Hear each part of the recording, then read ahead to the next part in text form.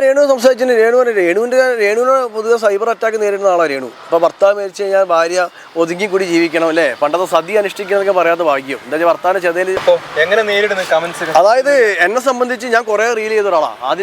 ആദ്യമായിട്ട് റീൽ ചെയ്യുന്ന ആളെന്നല്ല, കുറേ ആൾക്കാർ റീൽ ചെയ്തിട്ടുണ്ട്. അപ്പം എൻ്റെ കുറേ റീലുകളെ കൂട്ടത്തിലുള്ള റീൽ അത്രയും ഉദ്ദേശിക്കുന്നുള്ളൂ. പക്ഷേ രേണു എൻ്റെ പേരായിട്ട് വന്നതുകൊണ്ടായിരിക്കും എൻ്റെ കൂടുതൽ വിവാദങ്ങൾ ഉണ്ടായത് എന്നാണ് വിശ്വസിക്കുന്നത്. അപ്പം ഈ വിവാദങ്ങൾ വഴിക്ക് പോട്ടെ, നമ്മൾ റീൽസൊക്കെയായി മുന്നോട്ട് പോകും, അത്രയേ ഉള്ളൂ ഇതിനകത്ത്.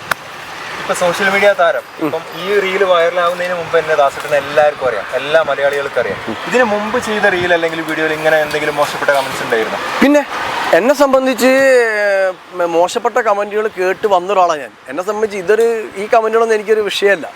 ഞാൻ വന്ന സമയത്ത് ധാരാളം നെഗറ്റീവ് കമൻറ്റുകൾ എനിക്ക് വന്നിട്ടുണ്ട്. അതായത് എന്താ പറയുക, സർക്കാർ ഉദ്യോഗസ്ഥനായത് എനിക്ക് പണി എടുത്ത് നിന്നാൽ പോരെ, എന്തിനായി വെറുതെ, അങ്ങനെ കുറേ കേട്ട് വന്ന ഒരാളാണ് എന്നെ സംബന്ധിച്ച്. ഇതൊന്നും എനിക്കൊരു വിഷയമല്ല. വിവാദങ്ങൾ രേണു അതുപോലെ തന്നെ ഈ വിവാദങ്ങളൊക്കെ പാടെ തള്ളിയിട്ടുണ്ട്. രേണു ഈ വിവാദങ്ങൾ വിഷയമൊന്നുമല്ല. വിവാദങ്ങൾ വന്നു കഴിഞ്ഞാൽ നമുക്ക് മുന്നോട്ട് പോകാൻ പറ്റില്ല ബ്രോ. ഇപ്പോൾ ഇങ്ങനെ ഒരു റീൽ എടുക്കാനുള്ള ഒരു സാഹചര്യം എന്തായിരുന്നു ഇങ്ങനെ ഈ ഒരു സോങ്ങിൽ? ഈ ഒന്നുമില്ല, ഞങ്ങൾ ഒരു നേരത്തെ പരിചയക്കാരാണ് ഞാനും രേണു. അപ്പോൾ രേണു ഇങ്ങനെ വിളിച്ച സമയത്ത് നമുക്ക് റീൽസ് എടുക്കാമല്ലോ. അങ്ങനെ നമ്മൾ ഫ്രണ്ട് ഡിബിൻ രമണനാണ് ഇതിൻ്റെ വീഡിയോഗ്രാഫർ. പുള്ളിനെ കോൺടാക്ട് ചെയ്ത് എടുക്കുക, സിനിമാറ്റിക് ആയിട്ടൊരു സാധനം, അടിപൊളി സാധനം, പാട്ട്, റൊമാൻറ്റിക് സോങ് എടുത്ത് അത്രയേ ഉള്ളൂ. അതായത് ഈ പാട്ട് ഇതിനായിട്ട് എന്താ വിവാദങ്ങൾക്ക് വേണ്ടി എടുത്ത് സെലക്ട് ചെയ്ത പാട്ടൊന്നുമല്ല. ഓട്ടോമാറ്റിക്കലി പാട്ട് സെലക്ട് ചെയ്ത് ഞങ്ങൾ അഭിനയിച്ച് സംഗതി വൈറലായി, അത്ര മാത്രമേ ഉള്ളൂ. ഇപ്പം സോഷ്യൽ മീഡിയ കത്തിക്കുന്നത് ഈ ഒരു റീലാണല്ലേ? ഈ അടുത്തത് എന്തോ വരുന്നുണ്ടെന്ന് പറയുന്നത്, അതെങ്ങനെയാണ്? അതൊരു ഡാൻസ് വീഡിയോ വരാനുള്ളത്, സ്വാഭാവികമായ രീതിയിൽ ഡാൻസ് വീഡിയോ. രേണു തന്നെയാണത്. രണ്ടാമത് റീൽസാണ് ഞങ്ങളെ ഇപ്പം പബ്ലിഷ് ചെയ്ത ഇൻസ്റ്റാഗ്രാമിലാണല്ലേ വൈറലായി? ഇൻസ്റ്റാഗ്രാമിൽ എൻ്റെ അക്കൗണ്ടിൽ 5.5 മില്യനായി. ഫേസ്ബുക്ക് എൻ്റെ അക്കൗണ്ടിൽ 1.2 മില്യനായി. യൂട്യൂബിൽ 1 ലാഖിന് മുകളിൽ കഴിഞ്ഞു.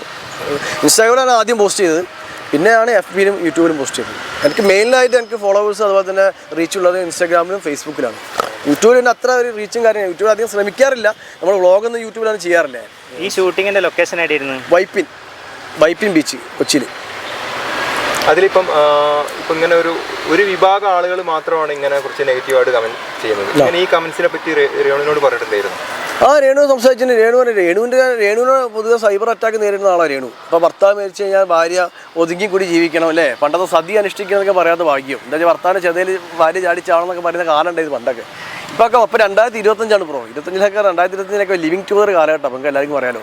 അപ്പം അന്നത്തെ പോലെ നമുക്ക് ആണിനും പെണ്ണും ഇഷ്ടം പോലെ ജീവിക്കുക, എന്താ വെച്ചാൽ ആ ഒരു സ്വാതന്ത്ര്യമുള്ള കാലഘട്ടമാണ്. അപ്പോൾ അവളൊരു റീൽ എൻ്റെ കൂടെ ചെയ്തു എന്ന് വെച്ചിട്ട് വെറുതെ സൈബർ അറ്റാക്ക് നടത്തി ഒരു സ്ത്രീനെ അപമാനിക്കുന്നത് നല്ല സ്വഭാവമൊന്നുമല്ല.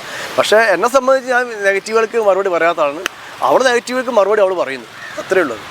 ഇപ്പോൾ ദാസേട്ടനാണെന്നുണ്ടെങ്കിൽ ഇങ്ങനെ ഈ രീതിയിൽ കമന്റ്സ് ചെയ്യുന്നവരോട്, അല്ലെങ്കിൽ അവർ പറയുന്നത് ഇങ്ങനെയാണ്, ഭർത്താവ് മരിച്ചു ഇനി അടങ്ങി ഒതുങ്ങി വീട്ടിലിരുന്നൂടെ, അങ്ങനെ പറയുന്നവരോട് ദാസേട്ടന് എന്താ പറയാനുള്ളത്? നമ്മളെ സംബന്ധിച്ച് സ്ത്രീയാണ് പുരുഷനാണെങ്കിൽ ഈ ലോകത്ത് ജനിക്കുന്ന ഒറ്റയ്ക്കാണ് അല്ലേ.